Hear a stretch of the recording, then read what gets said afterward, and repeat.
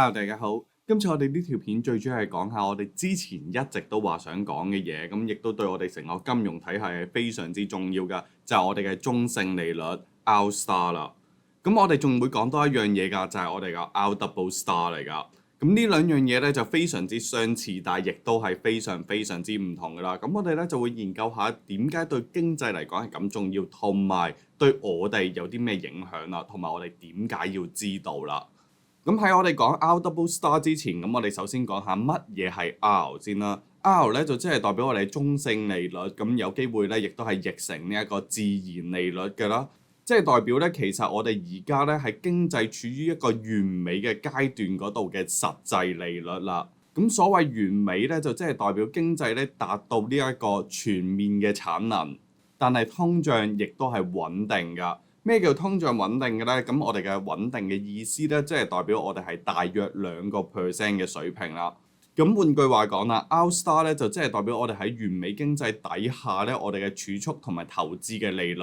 咁呢一個利率咧，亦都唔會為我哋帶來任何通脹或者通縮嘅壓力㗎。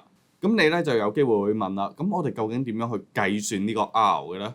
咁我哋咧就可以見到我哋而家嘅呢個網站啦。其實我哋咧係唔會知道 R 係啲乜嘢㗎。咁 R 咧唔係我哋可以用一啲方法去直接去觀察啦，又或者測量得到嘅嘢嚟㗎。我哋要去用唔同嘅模型去估計佢㗎。而呢啲咁嘅模型咧，亦都會跟住呢個經濟變化咧，而我哋嘅數值咧，亦都會有唔同㗎。例如我哋嘅生產力增長放緩嘅話，又或者人口變老啊，又或者我哋多咗呢個儲蓄貨我哋個退休啊，咁 R 咧就會下降㗎啦。咁如果生產力增加嘅話咧，咁啲人咧就願意使多啲錢而儲少啲錢，咁 R 咧就自然會上升㗎啦。咁我哋而家生產力上升嘅話，咁即係代表係我哋而家呢一個狀態㗎。咁啲人咧就願意去使錢，咁儲錢咧亦都係少㗎。但係點解我哋要研究 R star 嘅咧？咁 R star 咧就話俾我哋聽個貨幣政策究竟應該係點啦。咁我哋當然啦，我哋仲會有第二啲唔同估計嘅方法，例如我哋個 Taylor Wu 啊。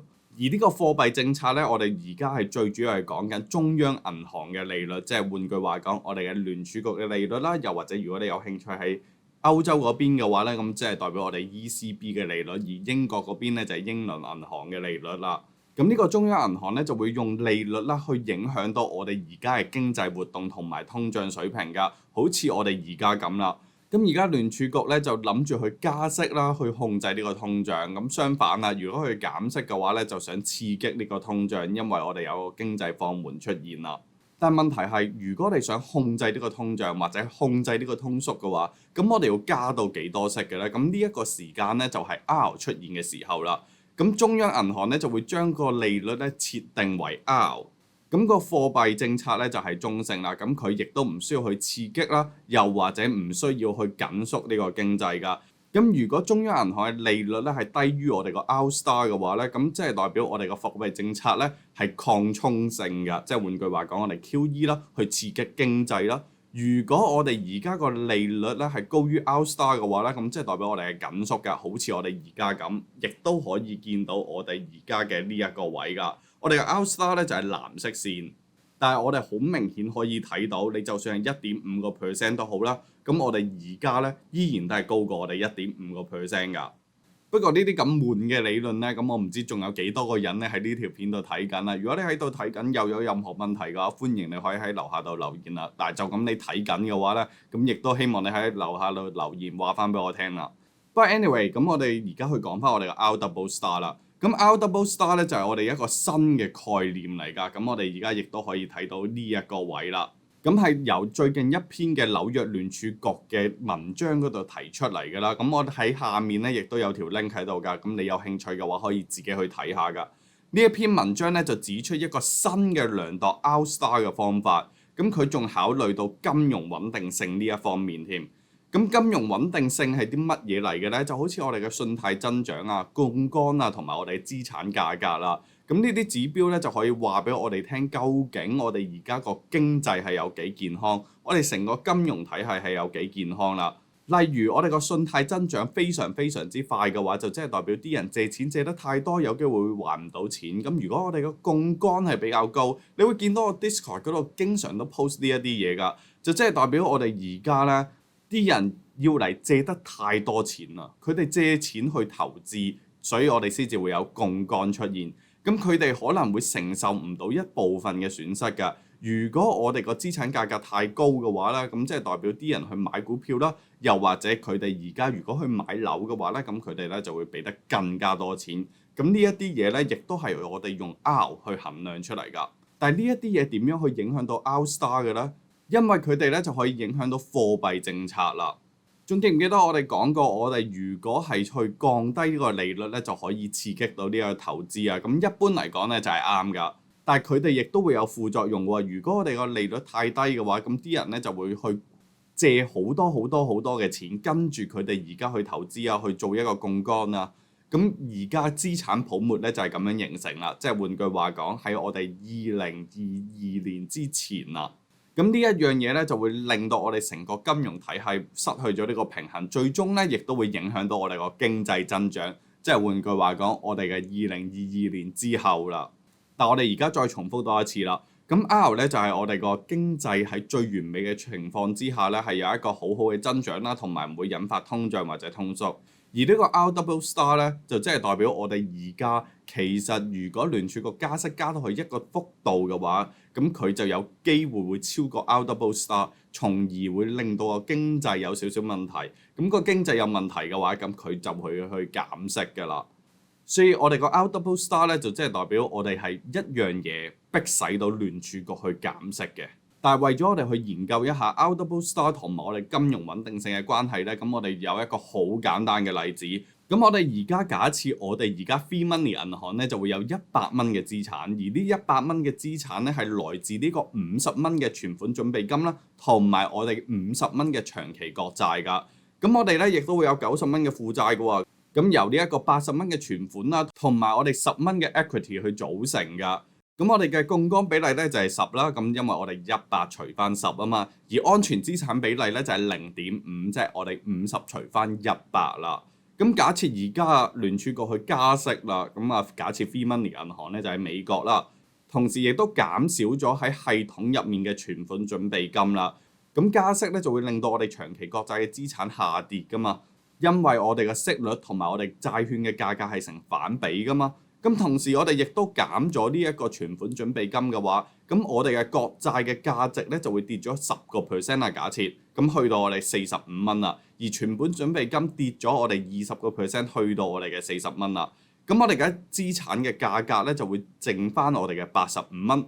咁我哋個 equity 咧而家咧就值翻5蚊。咁我哋嘅槓桿比例咧就會去到我哋嘅17倍，即係我哋嘅85 over 5啦。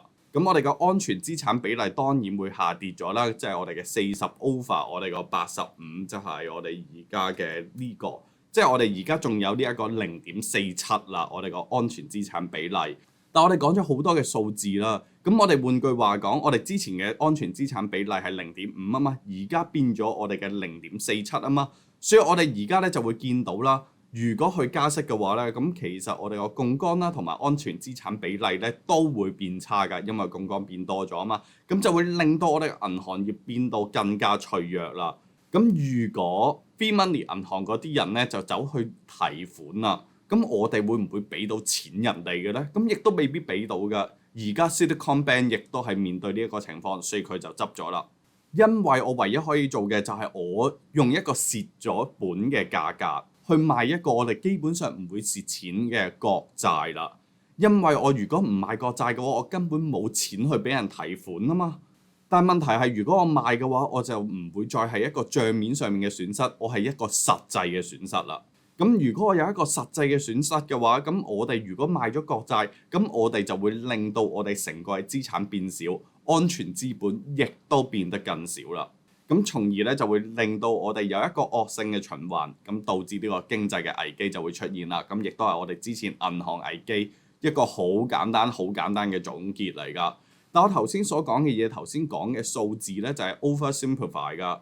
我亦都唔知我自己計得啱唔啱嘅，因為心算同埋啱啱諗出嚟嘅啫。咁你應該都知道，我從來拍片都唔會準備任何嘅嘢啊，開咗2個 website 就係嘅。啲人好好嘅，佢哋會做 PowerPoint，但我從來都唔會嘅。咁我哋而家又去翻我哋頭先 Free Money 銀行啦。咁呢一樣嘢點樣可以影響到我哋個 R 嘅咧？咁 R 咧，我哋頭先講過啦，係一個完美經濟啊嘛。咁既然呢個完美經濟嘅話，咁我哋就會要去到調整我哋個利率，去達至我哋嘅完美經濟嘅利率啦。咁佢哋可以做啲乜嘢咧？咁佢哋咧就可以透過提供流動性俾銀行，即係換句話講，去調整下呢個存款準備金啊，去幫佢做一啲 not QE 嘅嘢啊，即係我哋而家做緊嘅嘢啦。咁同時咧，亦都可以令到成個金融體系咧嘅流動性係變高咗㗎。但我哋之前講過啦，而家 TGA rebuild 咧，即係我哋嘅國債嗰一方面 rebuild 咧。